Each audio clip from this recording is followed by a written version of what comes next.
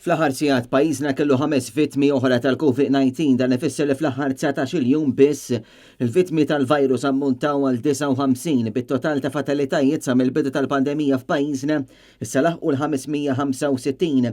Il-Ministeru għas-Saħħa spjega li l-pazjenti rikoverati l-Isptar Mater Dei u li jinsabu pożittivi għal-virus issa niżlu għal 86 bil-persuni li jinsabu fit-taqsima tal-kura intensiva jiżdiedu għal 6 bejn il-ġimgħa u s-sibt. F'Malta u Fawdex kellna 195 każ ġdid ta' COVID-19 bl-ammont ta' każijiet attivi niżel għal 2555. Il-ġimgħa tħabbar li mingħajr it-tnejn li ġej iċ-ċertifikat ta' tilqim mhux se jibqa' neċessarju biex wieħed jidħol fir-ristoranti u snack bars.